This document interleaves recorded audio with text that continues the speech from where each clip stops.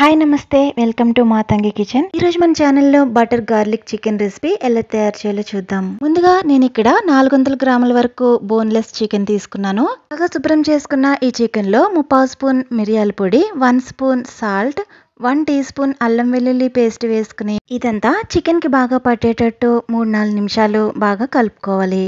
ఇలా బాగా కలుపుకున్న ఈ చికెన్ ని 20 నుంచి 30 నిమిషాల పాటు మ్యారినేట్ చేసుకోవాలి. 30 నిమిషాల తర్వాత స్టవ్ ఆన్ చేసి వెడల్పాటి ప్యాన్ పెట్టుకోండి. దీనిలోకి 3 టేబుల్ స్పూన్స్ ఆయిల్ వేసి ఇది హీట్ అయ్యేలోపు మనం ఆల్రెడీ మ్యారినేట్ చేసుకున్న చికెన్లోకి 2.5 టేబుల్ స్పూన్ల కార్న్ఫ్లోర్ కలుపుకోవాలి. ఇక్కడ కార్న్ఫ్లోర్ బదులు మైదా కూడా వేసుకోవచ్చు. మనం వేసుకున్న ఈ కార్న్ఫ్లోర్ చికెన్ ముక్కలకి అంతా బాగా పట్టేటట్లు 2-3 సార్లు బాగా కలుపుకోవాలి. ఇన్ కేస్ మీకు కార్న్ఫ్లోర్ తగ్గినట్టు ఏమన్నా అనిపిస్తే కనుక ఒక 1/2 స్పూన్ వరకు మళ్ళీ యాడ్ చేసుకోవచ్చు. ఇలా బాగా కోట్ చేసుకున్న ఈ చికెన్ ముక్కల్ని మీడియం హీట్ అయిన ఆయిల్లో షాలో ఫ్రై చేసుకోవాలి. మనం వెడల్పాటి ప్యాన్ తీసుకుంటే ఇలా ముక్కలన్నీ స్ప్రెడ్ చేసుకుని ఫ్రై చేసుకోవచ్చు. ఫ్లేమ్ని మీడియంలో ఉంచుకుని ఈ చికెన్ పీసెస్ని 7 నిమిషాల పాటు కుక్ చేసుకోవాలి.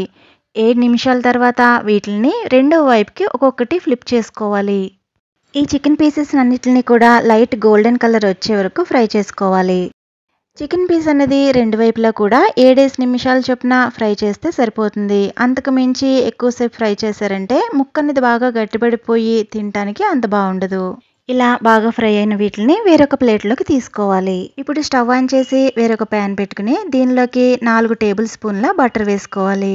ఈ బటర్ బాగా కరిగిన తర్వాత దీనిలోకి బాగా సన్నగా కట్ చేసుకున్న వెల్లుల్లిని 3 టేబుల్ స్పూన్ల వరకు వేసుకోవాలి.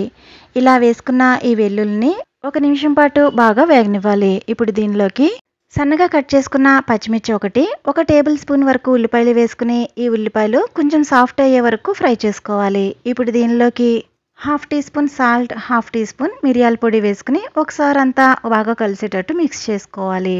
ఇదంతా బాగా కలుపుకున్న తర్వాత దీనిలోకి 1 టీ స్పూన్ వరకు సోయా సాస్ వేసుకోవాలి. ఈ సోయా సాస్ వేసుకున్న తర్వాత ఒకసారి అంతా కలిసేటట్టు మిక్స్ చేసుకుని ఇప్పుడు ఒక చిన్న బౌల్ తీసుకుని దీనిలోకి 1 టేబుల్ స్పూన్ వరకు కార్న్ఫ్లోర్ వేసుకోవాలి. దీనిలోకి 3-4 స్పూన్ల వాటర్ వేసుకుని ఈ కార్న్ఫ్లోర్ ఉండలు లేకుండా బాగా కలుపుకోవాలి. ఈ కార్న్ఫ్లోర్ వాటర్ని ఇప్పుడు దీనిలో మరుగుతున్న దీంట్లో వేసుకోవాలి.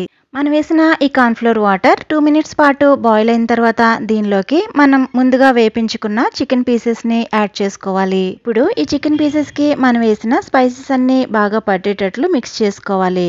ఇలా బాగా మిక్స్ చేసుకున్న దీనిలోకి 1 టీ స్పూన్ వరకు లెమన్ జ్యూస్ వేసుకోవాలి. ఇన్ కేస్ లెమన్ జ్యూస్ లేకపోతే వెనిగర్ కూడా యాడ్ చేసుకోవచ్చు. ఇప్పుడంతా కూడా బాగా మిక్స్ అయ్యేటట్టు కలుపుకుని చివరిగా కొత్తిమీర చల్లుకుని సర్వ్ అవుట్ చేయడమే. ఈ రెసిపీ కనుక మీకు నచ్చినట్లయితే ప్లీజ్ లైక్ చేయండి. సబ్స్క్రైబ్ చేసుకోవడం అస్సలు మర్చిపోద్దు. మరో మంచి రెసిపీతో మళ్ళీ కలుద్దాం. అంతవరకు టేక్ కేర్, బాయ్.